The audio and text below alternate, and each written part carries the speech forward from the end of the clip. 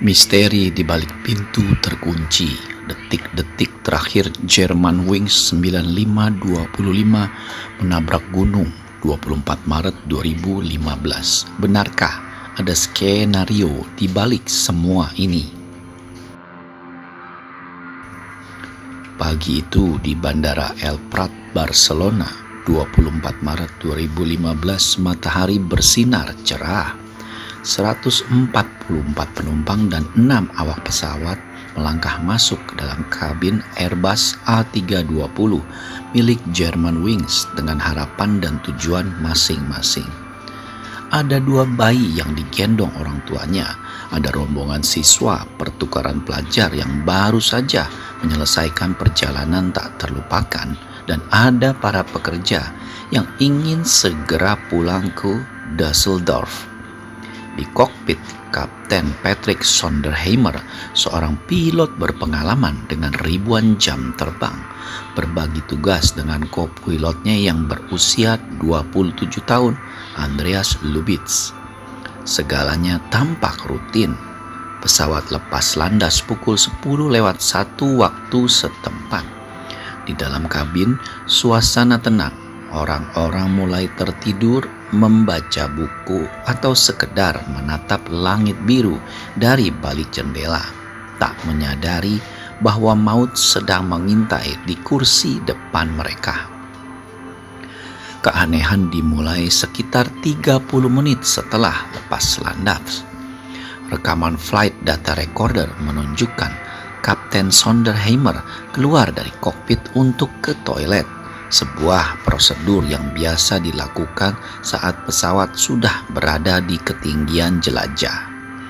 Namun, saat pintu kokpit tertutup secara otomatis, Andreas Lubitz melakukan sesuatu yang tak terbayangkan.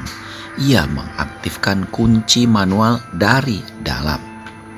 Bukti konkret dari penyelidikan BIA Prancis mengungkapkan bahwa begitu sendirian, Lubitz segera mengubah pengaturan ketinggian dari 38.000 kaki menjadi hanya 100 kaki, sebuah perintah untuk menabrakkan diri. Kapten Sonderheimer kembali dan mencoba membuka pintu. Ia mengetuk dan tidak ada jawaban. Ia memanggil melalui intercom, tetap sunyi. Di dalam kokpit, Lubitz tetap bernafas dengan tenang, seperti yang terekam dalam kokpit voice recorder. Namun ia mengabaikan semua panggilan, baik dari kaptennya maupun dari menara pengawas Marseille yang mulai menyadari pesawat kehilangan ketinggian secara drastis. Selama 8 menit berikutnya, pesawat itu meluncur turun secara stabil, namun mematikan menuju pegunungan Alpen, Prancis. Di luar pintu kokpit, suasana berubah menjadi horor. Kapten Sonderheimer mulai menggedor pintu dengan keras, bahkan mencoba menggunakan kapak darurat untuk mendobrak pintu baja yang dirancang anti peluru tersebut. "Buka pintu sialan ini!" teriak sang kapten. Sebuah suara yang menghancurkan hati siapapun yang mendengarnya di rekaman penyelidikan. Di bagian belakang, para penumpang mulai menyadari ada yang tidak beres. Teriakan mulai terdengar. Bayangkan ketakutan mereka terjebak di dalam tabung logam yang meluncur ke arah gunung. Sementara orang yang seharusnya melindungi mereka justru menjadi algojo mereka. Pukul 10.41, alarm terrain pull-up berteriak keras di dalam kokpit, memperingatkan bahwa tanah sudah terlalu dekat. Namun Lubitz tetap diam membisu. Ia tidak mengucapkan satu patah kata pun sejak kapten keluar.